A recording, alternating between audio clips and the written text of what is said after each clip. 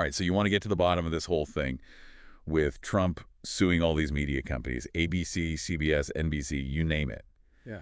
And you're thinking, is this something bigger going on here? Is he like trying to be like Putin or Orbán and like take over the media? Well, we've got like a whole bunch of sources for this deep dives. We've got like reports on how Russia became a dictatorship and even firsthand stuff from teachers in Russia about what's going on over there.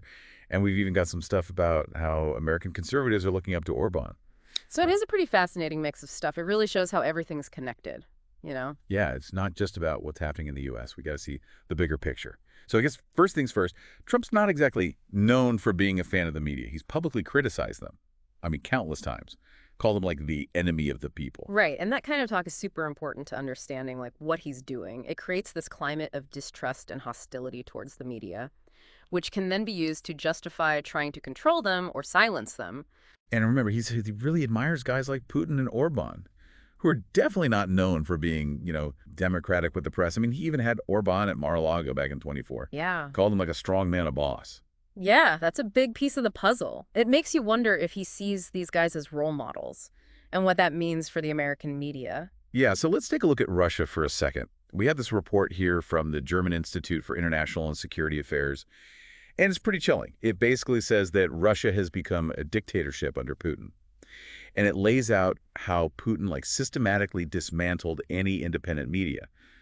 Censorship, propaganda, repression, the whole 9 yards to silence anyone who disagreed with him. And it's not just about stopping criticism. It's about controlling the narrative and holding on to power. By controlling what people see and hear, Putin can keep his grip on the country. And it's not just like newspapers and TV. You remember that teacher in that documentary, Mr. Nobody Against Putin? Mm-hmm. He secretly filmed how they're using this patriotic education policy to basically indoctrinate kids with nationalist ideas. It's really disturbing how they're controlling information starting at such a young age. Yeah, totally. It's about shaping how the next generation thinks, making sure they buy into the official story. And they're not just cracking down in classrooms. They went after independent media outlets, too, like Novaya Gazeta, one of Russia's oldest newspapers. They had to stop publishing after all the pressure and threats. It's clear they're silencing anyone who challenges the official line. And it got even worse after they invaded Ukraine. They put in full-blown wartime censorship. You couldn't even use words like war, attack, or invasion when reporting on it. It was a total attempt to control the story and how people saw the war. They even restricted access to social media like Facebook, Instagram, Twitter, basically cutting off Russians from getting any other viewpoints. So with no independent media and social media blocked, most Russians only have state-controlled TV for their news. And it's full of pro-war propaganda to make people support what the Kremlin's doing. It shows you how controlling information can be used to manipulate people, and how a leader can use it to solidify their power. Okay, so now let's switch gears and look at Viktor Orbán in Hungary. He's another one Trump has praised, but he's also been criticized for how he handles the media. People call him Trump before Trump. And there are definitely some similarities in how they operate. We've got this detailed report from the European Council on Foreign Relations. And it outlines how Orbán gained power, and controlling the media is a big part of it. Orbán's way is more subtle than Putin's, but just as effective. He's used a combination of laws, economic pressure, and putting his people in key positions to influence the media. Yeah, like people accused him of stacking the National Media and Info Communications Authority with his loyalists. That's the media regulator. And remember what happened to Klub Radio, that radio station that was critical of the government. They revoked their broadcasting license. Yeah, that was a blatant attempt to silence them. They made it look like a bureaucratic procedure, but it was obvious what they were doing. And then there's a whole issue of who owns the media. Businesses connected to Orbán's party Fidesz have bought up a ton of media outlets. They basically created a pro-government media empire. It's like a slow takeover squeezing out any independent media. And it's not just the media he's targeted. He's gone after NGOs, academics, anyone he sees as a threat. Classic authoritarian playbook. Silence the opposition, control the story, consolidate power. And the scary part is some American conservatives see Orbán's Hungary as a model.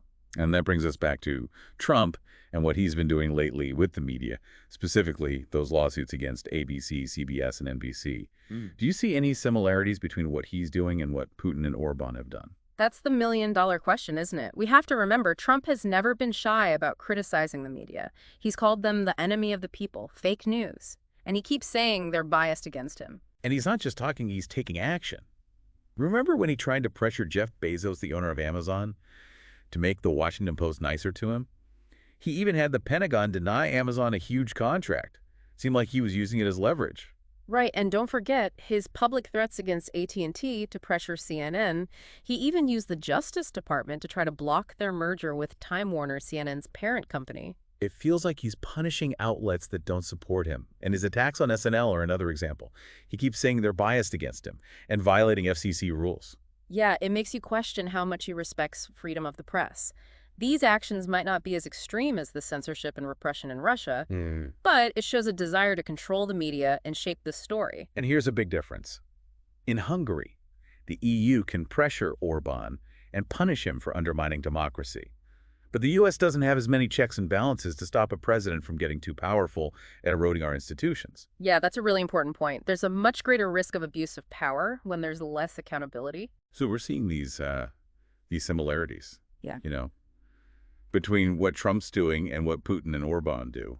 But how far does it go, really? I mean, what does this mean for freedom of the press in the U.S.? Is he just a guy who likes to criticize the media, or is there like a plan here? One of the things that worries me is that nobody's really pushing back on him. Yeah. Especially not his own party. A lot of his supporters actually think it's a good thing that he attacks the media. Like he's standing up to the establishment, Yeah, it's like they've bought into this whole idea that the media is the enemy, which is really dangerous. It's like facts don't matter anymore, and if you disagree, you're just fake news. Exactly. People stop trusting the institutions that keep our democracy working, and that opens the door for more manipulation and control of information. And remember what Orbán does.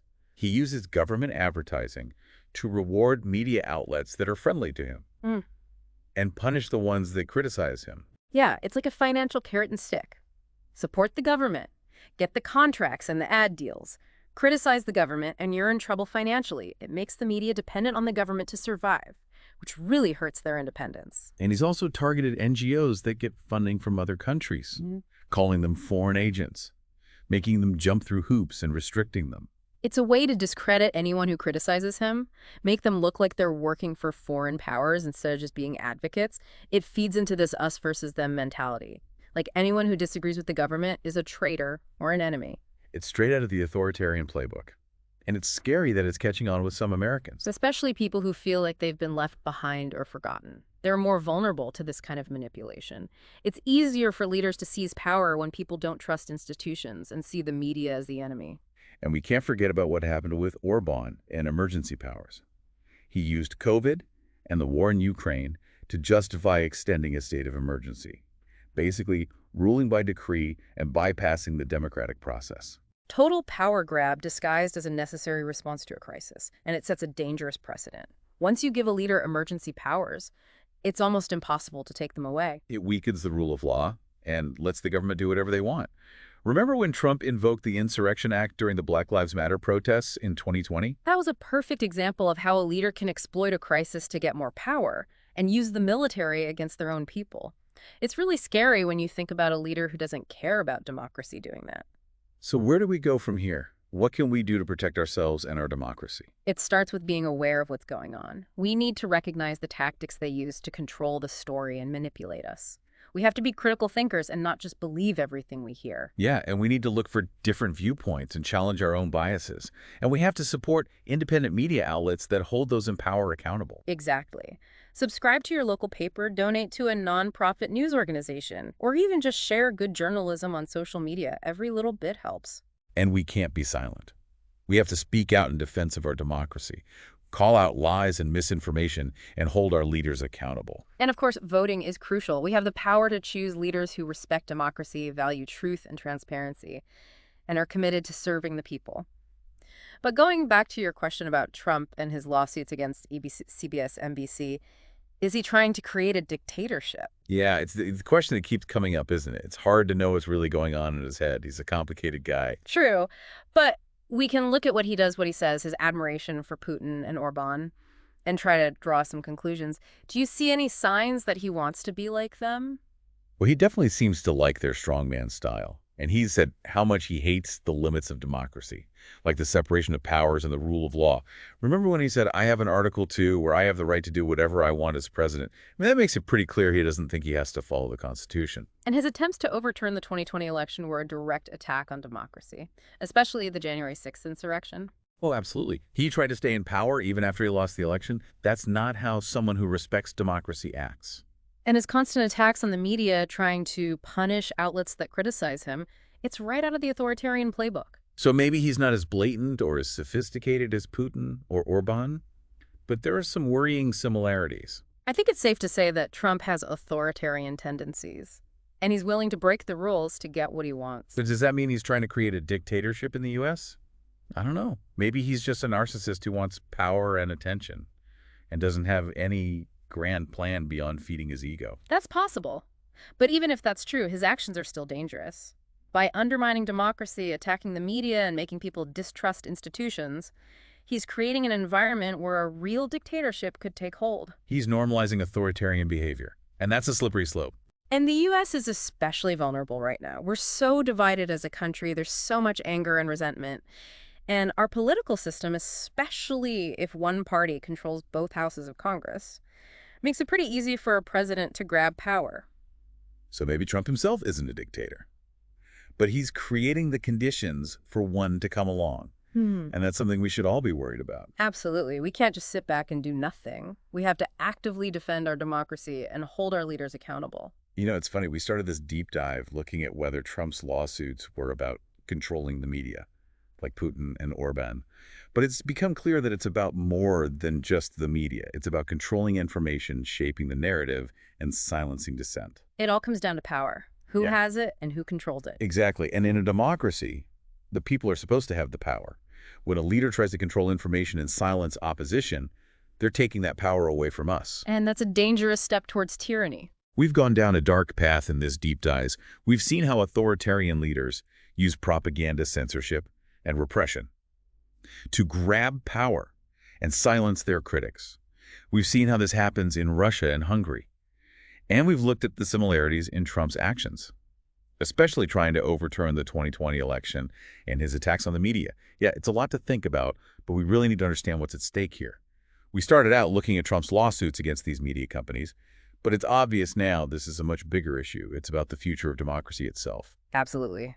And we've got to learn from how guys like Putin and Orbán have messed with information and taken advantage of democracies, so we can see the warning signs here at home. You know, one thing that really jumped out at me from these sources is how both Putin and Orbán have used history to push their agendas. Yeah, it's almost like they're rewriting history, picking and choosing events and people to make people feel patriotic and justify what they're doing. Like Putin's always bringing up the Soviet victory in World War II and saying the war in Ukraine is just a continuation of that fight against fascism. He's making himself out to be the protector of Russia against some kind of Nazi revival. And it works, man. It really gets people fired up.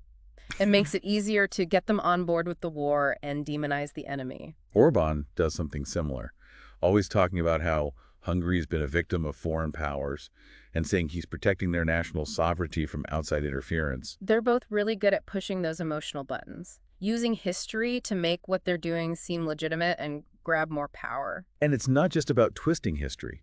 They're also really good at using the weaknesses of democracy to their advantage. They know the rules of the game, and they know how to bend them to get what they want. Look at Orbán. He's slowly chipped away at the independence of the courts, the media, and civil society groups. He's created a system where it's almost impossible to oppose him. And Putin, well, he's taken it to a whole other level. Yeah. He has complete control over the security services and the government. There's no real challenge to his power. It's a scary reminder that democracy is fragile. We have to be constantly vigilant and protect the things that make it work.